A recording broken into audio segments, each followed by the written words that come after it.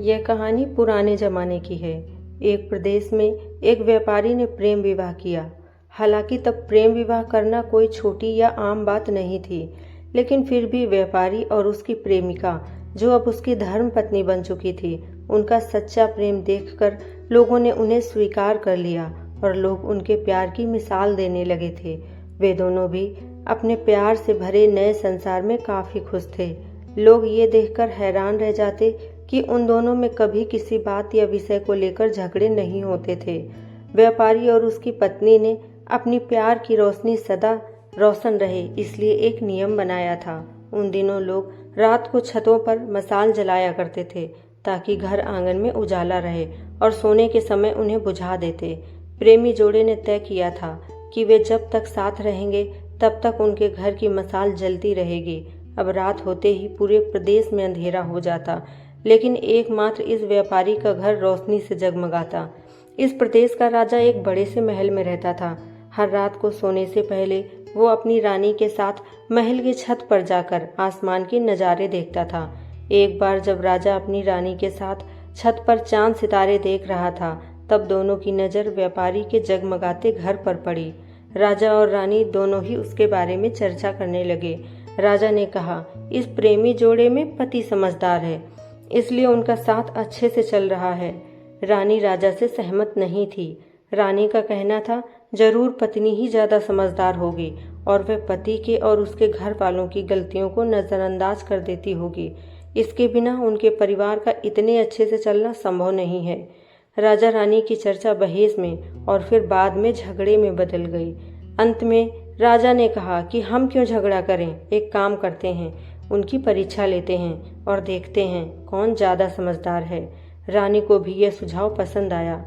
राजा ने उनकी परीक्षा लेने के लिए एक योजना रानी को बताई। अगले दिन योजना के मुताबिक रानी ने व्यापारी के घर एक स्त्री को भेजा। वह स्त्री व्यापारी के पास गई और उससे बोली, मैं तुम्हारे लिए रानी का एक संदेश लेकर आई हूँ।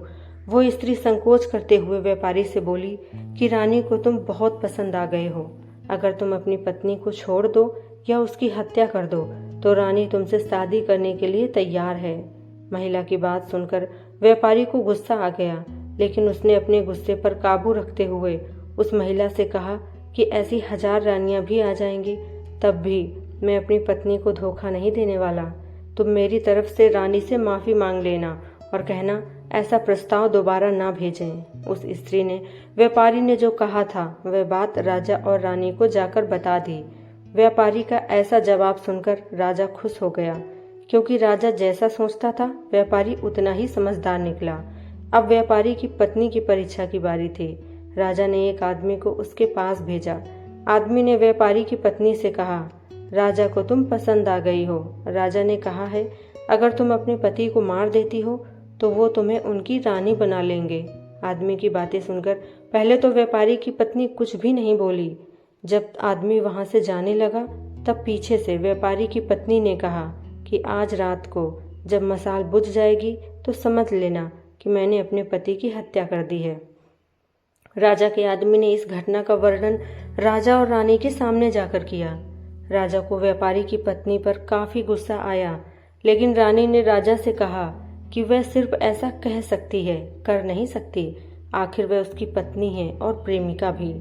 राजा ने तय किया कि व्यापारी को खतरे में नहीं डालना चाहिए, इसलिए राजा ने अपने कुछ सिपाहियों को आदेश देकर उसके घर के पास खड़ा रहने के लिए कहा। राजा ने उनको समझाया कि जैसे ही व्यापारी के घर की मशाल बुझे तो तुरंत उसके घर में घुस जाना और व्यापारी को बचा लेना। रात होते ही राजा और रानी अपने महल की छत पर आकर व्यापारी के घर की तरफ देखने लगे। आधी रात हो गई, लेकिन कुछ भी नहीं हुआ। रानी राजा से कहने लगी, देखा, मैं कहती थी ना कि वो सिर्फ कह सकती है, ऐसा कर नहीं सकती। रानी ने यह शब्द कहे ही थे कि राजा ने देखा कि व्यापारी के घर की मशाल बुझ चुकी है। राजा को व्यापारी की चिंता होने लगी। थोड़ी देर बाद राजा के वह सिपाही जो व्यापारी की सुरक्षा के लिए वहां खड़े थे, राजा के पास आए और उन्होंने राजा को व्यापारी की मौत की खबर सुनाई। राजा ने कहा, तुम्हारे होते हुए व्यापारी कैसे मर सकता है?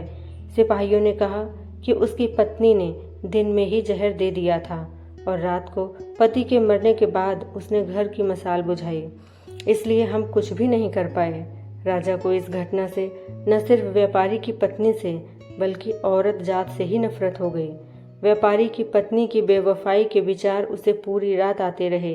राजा उस रात एक भी मिनट सो नहीं पाया। राजा को इस बात का काफ़ी पश्चाताप हुआ कि उसकी वजह से व्यापारी को अपनी जान गंवानी पड़ी।